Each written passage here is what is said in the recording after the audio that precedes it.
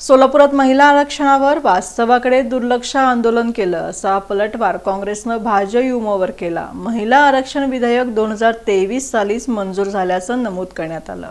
सोलापूर शहरात भाजप युवा मोर्चाच्या कार्यकर्त्यांनी महिला आरक्षणाच्या मुद्द्यावर आंदोलन करत काँग्रेस आणि खासदार प्रणिती शिंदे यांच्यावर टीका केली होती। भाजप युवा मोर्चाच्या कार्यकर्त्यांनी आंदोलन करताना आपण आंदोलन का करत आहोत याची माहिती तरी घ्यायची होती।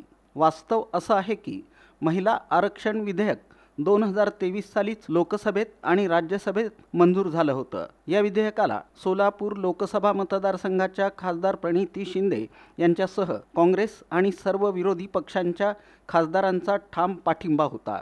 त्यानंतर राष्ट्रपतींची मंजुरी मिळाली आणि 16 एप्रिल 2026 रोजी मोदी सरकारनं त्याची अधिसूचना देखील जारी केली।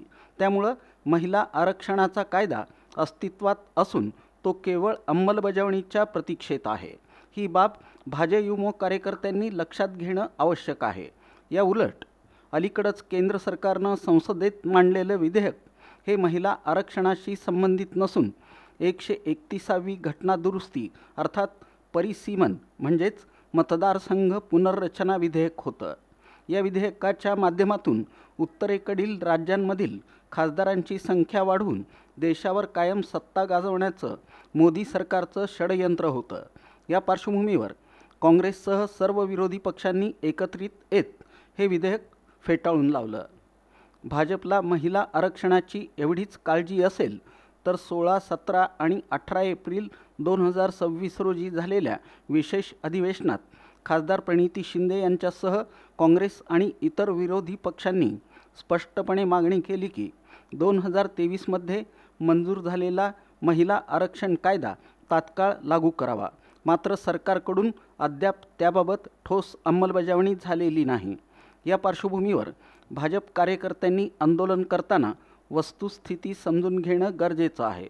जर खरोखरच महिलांच्या सक्षमीकरणाची काळजी असेल तर आधीच मंजूर झालेल्या महिला आरक्षण कायद्याची तात्काळ अंमलबजावणी करण्यासाठी मोदी सरकारवर दबावासाठी आंदोलन करणं अधिक योग्य ठरेल। गेल्या 12 वर्षांपासून विविध आश्वासनांच्या आधारे जनतेला दिशाभूल करण्याचे प्रयत्न झाले असले तरी आता नागरिक अधिक सजग झाले आहेत।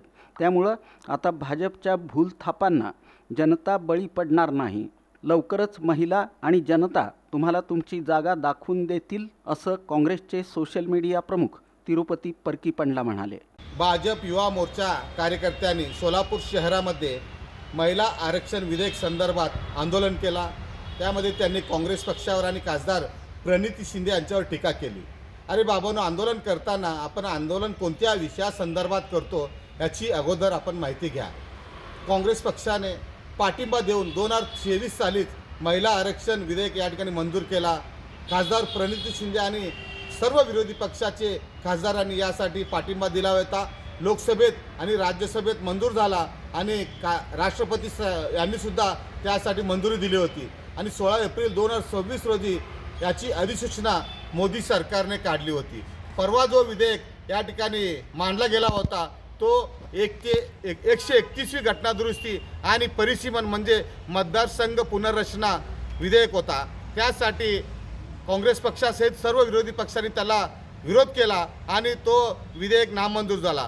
तो यासाठी की उत्तरेतील राज्याचे खासदार संख्या वाढवून आपल्या देशावर कायमचे सत्ता गाजवण्याचा षडयंत्र हे भाजप सरकार आणि मोदी सरकारचा होता। म्हणून सर्व विरोधी पक्षांनी तो आणून पाडला। तुम्हाला महिलांची एवढीच काळजी असेल तर 2023 साली जो महिला आरक्षण विधेयक मंजूर झाला तो ताबडतोब लागू करावा म्हणून सर्व विरोधी पक्ष आणि काँग्रेस पक्षाच्या सर्व खासदारांनी खासदार प्रणिती शिंदे यांनी सुद्धा परवा लोकसभेत मागणी केली।